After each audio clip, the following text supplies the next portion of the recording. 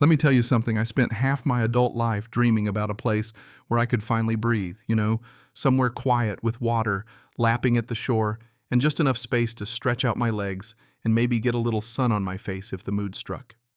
So when I found that old lakefront property, after years of scraping and saving, I thought, all right, this is it, my little slice of peace, not too fancy, but perfect, with this sturdy dock stretching out over the bluest water you ever saw, just waiting for someone to drop a line and let the world fade away.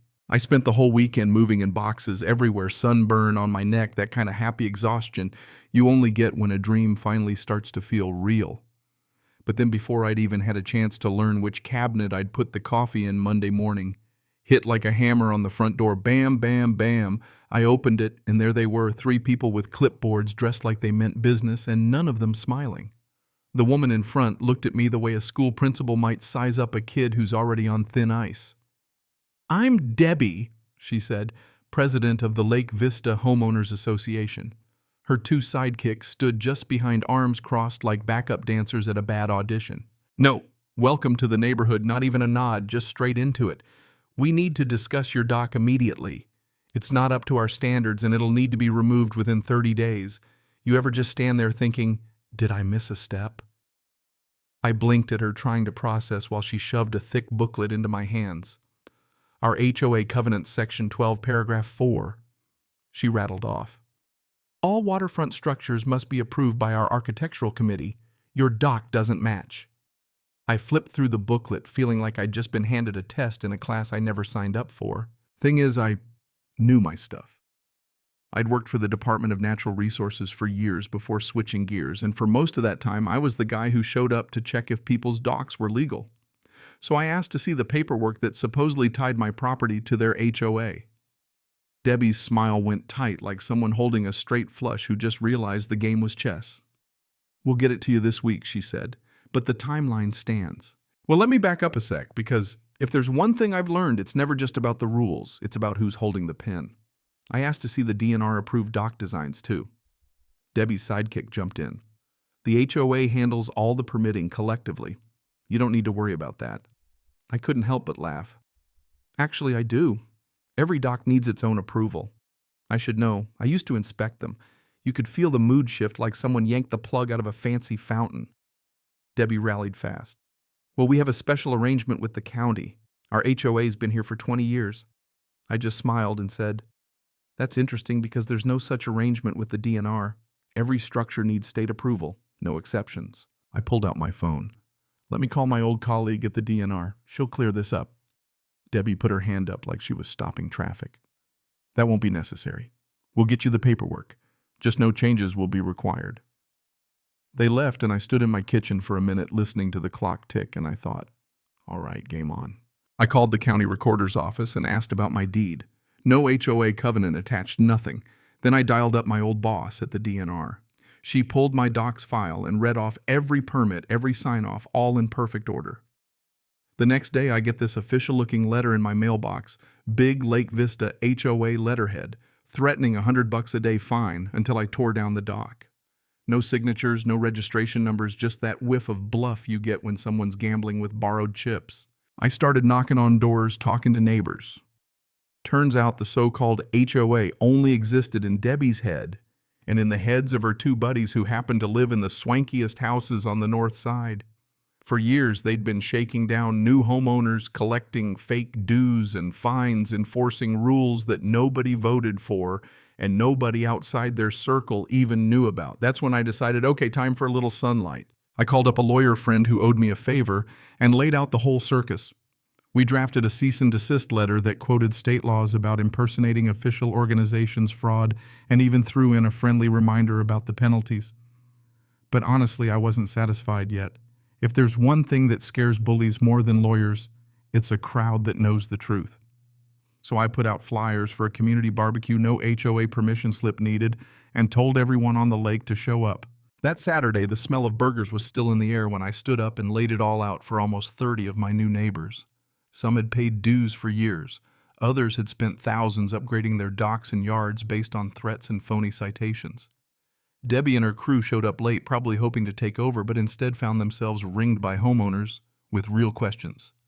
Where's your state registration? Can we see the books? Where did all those dues go? The next week, my lawyer and I filed a formal complaint with the district attorney backed by statements from everyone who'd forked over money. We called the real estate commission, too, about fraudulent claims made to new buyers. The investigation snowballed. Turns out Debbie and her little group had scammed more than 60 grand over the years. Not a dime of it went to community improvements, it just vanished. Worse, they'd forced people to tear out legal docs and pay for all sorts of bogus repairs. 6 months later, yeah, that happened. Debbie and her two main henchmen were charged with fraud and operating an unauthorized business.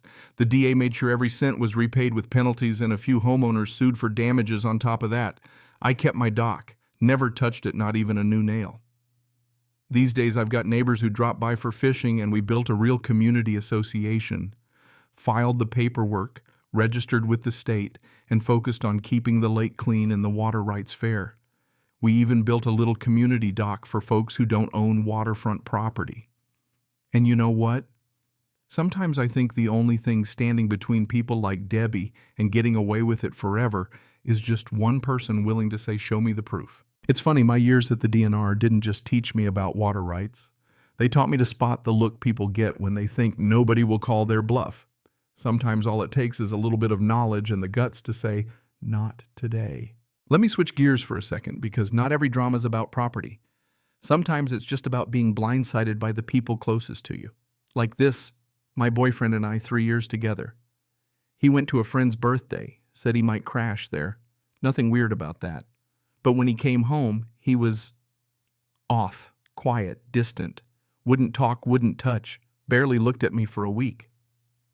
You ever feel like the ground's shifting under your feet, but you can't see what's coming? I started to spiral, texted his friend, got a vague answer. But then he finally broke down and told me he hadn't cheated.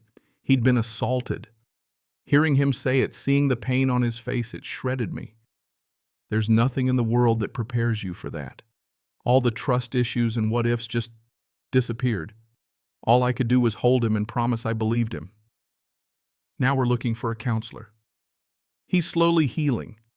But I'll never forget how easy it was to almost let suspicion destroy something real, when what he needed was just for someone to believe him.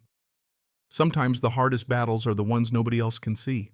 All right, how about something lighter? A little petty revenge. 20 years back, after my train wreck of a marriage finally hit the rails, I ended up raising my son alone. Years later, my older boy came to visit, so we went out for lunch. Who do I see at the next table? My ex, her new family, the whole circus. I just wanted to eat and get out, but they kept pushing, trying to embarrass me by daring me to approach the little kid at their table, the one who supposedly screamed if anyone came near. I thought, screw it, let's see what happens. I sat down with the kids, started playing with coasters, making a little game out of it. Dead silence at the table, everyone just staring. I gave him all the coasters, put the chair back, and left. No screaming, no drama, just a weird, quiet exit. Maybe the real trick was just treating the kid like a human being, not a prop in someone else's show. Now here's a story you won't believe, a vacation tale. My little sister, 10 years old and full of energy, somehow managed to get hired and fired from a retail job in 3 minutes. We're at this tourist shop wandering around when this older lady comes up holding out coins, insisting my sister take her money for some bargain bin trinket. Lady just assumes with all the confidence in the world that a child in light-up sneakers is an employee, no questions asked. When we explained, the lady just shrugged and wandered off like we were the crazy ones. The best part.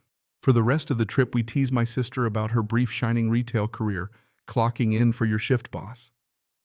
She played along. And honestly, who remembers the clothespins we bought? The story's what stuck. Sometimes the best vacation memories come from the stuff you couldn't possibly script. You know what I mean? Life's full of these moments where reality goes sideways. Whether it's a fake HOA shaking you down, a relationship tested in ways you never saw coming, or just a random run-in with a stranger who's got more confidence than sense. The real trick is knowing when to call someone's bluff, when to hold on to the people you love, and when to just laugh and let the weirdness roll off your back. So tell me, have you ever faced a situation where someone tried to bluff you? Or a moment when a snap judgment turned your day upside down? Where do you draw the line between standing up for yourself and letting things go? Drop your thoughts in the comments. I want to know, when does justice feel right? And when is it just another story for the You won't believe what happened to me. Files.